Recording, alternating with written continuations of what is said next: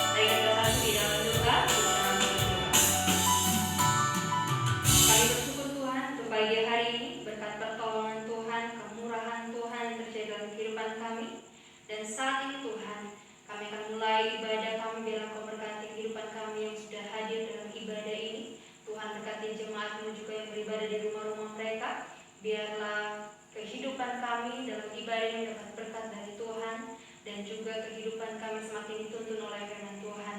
Berkati ibadah kami hari ini, di dalam nama Tuhan Yesus kami berdoa. Amin. Mari kita akan menyanyi pujian kembali dengan pujian nomor 41. Tuhan Yesus pengharapanku dalam senang dan juga kesusahanku. Tuhan Yesus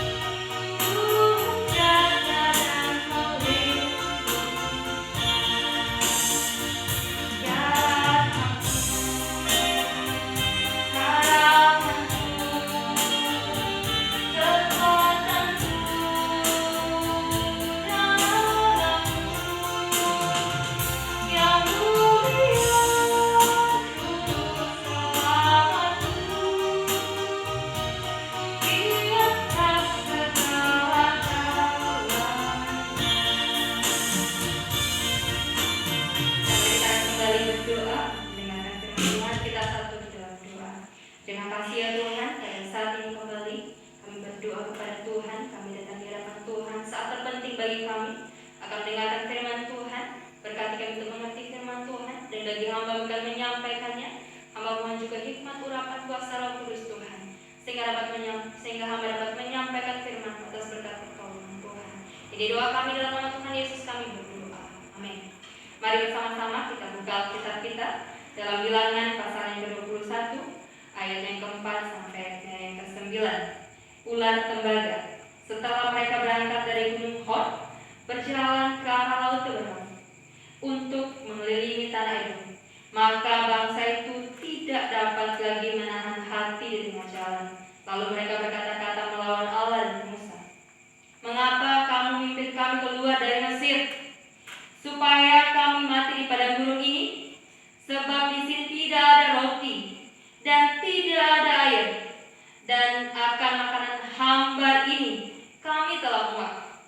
Lalu Tuhan menyuruh ular-ular tedung ke antara bangsa itu yang memagut mereka sehingga banyak dari orang Israel mati. Kemudian datanglah bangsa itu mendapatkan Musa dan berkata, "Kami telah berdosa sebab kami telah berkata-kata melawan Tuhan dan engkau. Berdoalah kepada Tuhan supaya dijauhkannya ular-ular ini daripada kami." Lalu Musa berdoa untuk bangsa itu. Maka berfirmanlah Tuhan kepada Musa, "Buatlah ular tedung dan taruhlah itu pada sebuah tiang. Maka setiap orang yang terpagut, jika ia melihatnya, akan tetap hidup." Lalu Musa membuat ular tembaga dan menaruhnya pada sebuah tiang. Maka jika seseorang yang dipagut ular dan dia memandang kepada ular tembaga itu, tetaplah ia hidup. Demikian pembacaan firman Tuhan. PHP, kata PHP bagi kalangan anak muda dan juga sudah mempengaruhi orang tua, bukanlah arti dari kebaikan, melainkan memiliki pengertian yang buruk. PHP atau pemberi harapan palsu. Tetapi firman Tuhan pagi ini, PHP memiliki arti yang baik. PHP memberi harapan pasti. Tuhan Allah adalah pemberi harapan yang pasti. Apa bukti harapan pasti dari Allah bagi umatnya? Yang pertama, kita lihat dalam pembacaan kita, Tuhan menyediakan penyelamat. Bangsa Israel lagi-lagi bersungut-sungut bahkan melawan Allah dan Musa yang telah memimpin mereka keluar dari Mesir. Masalahnya adalah makanan dan air. Terlalu banyak mujizat Tuhan nyatakan di atas mereka, tapi masih belum cukup untuk membuat mereka melihat bahwa Allah menjadi harapan yang pasti untuk menolong mereka. Manusia memang tidak pernah puas meskipun sudah mendapat banyak hal dalam hidupnya. Seringkali kita juga seperti orang Israel, mengeluh dalam kehidupan kita dan melawan Allah dengan kata-kata juga sikap hidup kita. Karena masalah yang di depan mata, lupa bahwa sepanjang hidup kita banyak bahkan tak terhitung mujizat berkat pertolongan Tuhan yang sudah terjadi dalam hidup kita. Ketika bangsa Israel melawan Allah dan Musa, Tuhan lalu memperingatkan mereka melalui ular-ular tedung yang menyerang mereka.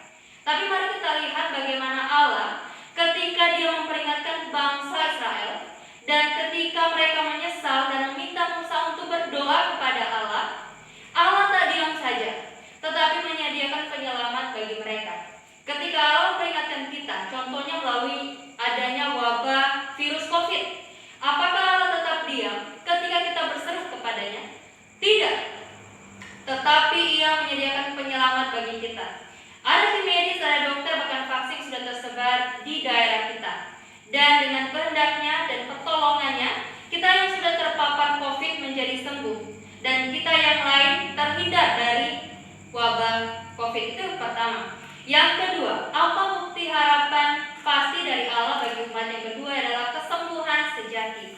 Ketika Allah menyuruh membuat ular tedung dan memasangnya pada sebuah tiang, setiap orang terpagut ular tedung, jika melihat atau memandang berpegang kepada ular itu, maka ia tetap hidup atau sembuh. Nah, firman Tuhan ini juga menunjuk kepada salib Yesus sendiri. Yesus Kristus sendiri mengatakan, Dan sama seperti Musa meninggikan ular di padang gurun, demikian juga Anak Manusia harus ditinggikan supaya setiap orang yang percaya kepadanya beroleh hidup yang kekal. Yohanes 3 ayat 14 sampai ayat 15. Di mana Anak Manusia harus ditinggikan atau mati tersalib, setiap orang yang memandang dan percaya kepadanya memperoleh hidup yang kekal. Ketika kita tahu ada puskesmas, ada rumah sakit, dokter, tim medis di daerah kita dan apotek seperti itu, lalu kita sakit, apakah kita tetap diam saja di rumah tanpa mencari pengobatan? Saya percaya kita akan datangi mereka mencari pengobatan. Bahkan jika kita mengetahui ramuan tradisional, tidak mungkin kita hanya diam saja tanpa mencarinya.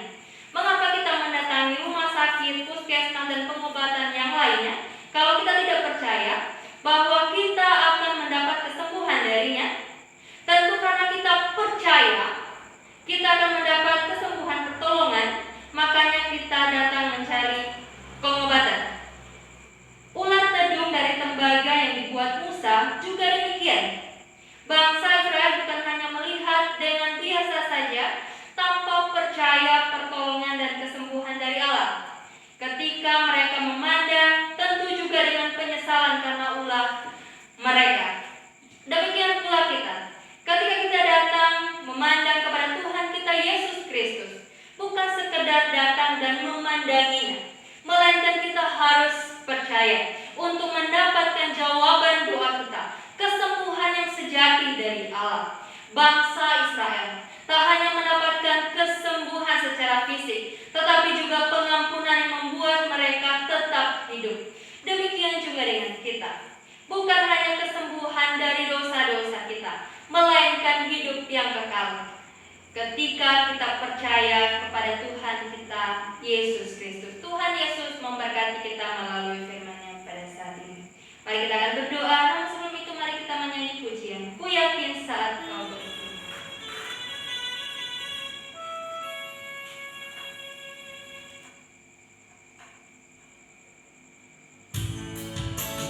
Mari kita menyanyi pujian bersama-sama dengan penuh keyakinan bahwa Tuhanlah yang membuat kita menang ketika Ia berfirman, dan Dialah yang menopang kita, yang menentukan kehidupan kita di bawah.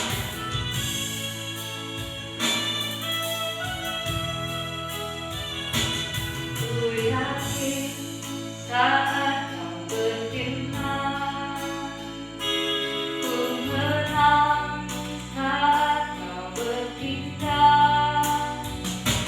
Hidupku hanya ditentukan oleh perkataanmu.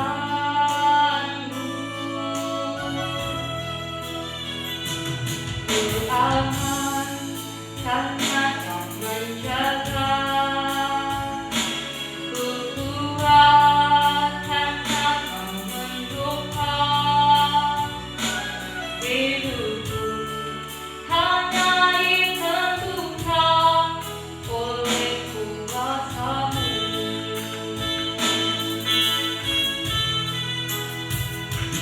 Bagi Tuhan tak ada yang mustahil. Bagi Tuhan tak ada yang tak mungkin. Mujizatnya Dia sediakan bagiku. Ku diangkat dan dipulihkannya. Mari kita berdoa. Kita satu di dalam doa. Ya Tuhan, pada saat ini kami datang kepada Tuhan. Kami bersyukur untuk firman Tuhan yang baru saja kami dengar. Terima kasih mengingatkan kami bahwa kami punya pengharapan yang pasti dalam Allah. Allah yang menyediakan penyelamat itu Yesus Kristus bagi kami. Kami mohon kepada kuatkan iman kami untuk senantiasa percaya kepada Tuhan. Dan adanya virus yang wabah saat ini, jangan biarkan iman kami lemah, tapi biarlah kami tetap bersandar berharap hanya kepada Tuhan. Saat ini Tuhan, kami mau berdoa, kami mau membawa syafaat kami kepadamu. Kami berdoa ke bangsa negara kami, pemerintah kami dari pusat sampai ke daerah-daerah. Kami berdoa kepadamu, biarlah Engkau memberkati setiap pemerintah kami, dari presiden, wakil presiden, seluruh pemerintah yang ada. Segala usaha upaya mereka untuk mensejahterakan bangsa Indonesia, dan juga ya Tuhan, untuk menangani adanya wabah COVID yang terjadi di bangsa ini. Biarlah diberkati oleh Tuhan. Kami juga berdoa untuk tim medis, seluruh pasien yang terpapar oleh virus corona, baik mereka yang isolasi mandiri di rumah, mereka yang dirawat di rumah sakit dan di tempat-tempat yang lain. Tuhan memberkati mereka, Tuhan jamah, Tuhan pulihkan mereka. Bagi mereka yang ditinggalkan oleh keluarga mereka yang harus meninggal karena wabah COVID ini, Tuhan pun menghibur, menguatkan mereka. Kami juga berdoa pada satu pelayanan bala keselamatan di seluruh dunia. Biarlah pelayanan diberkati oleh Tuhan, dan pelayanan ini terus melayani banyak jiwa untuk Tuhan, dan banyak jiwa datang kepada Tuhan, memuliakan Tuhan, dan semakin banyak orang percaya kepada Tuhan.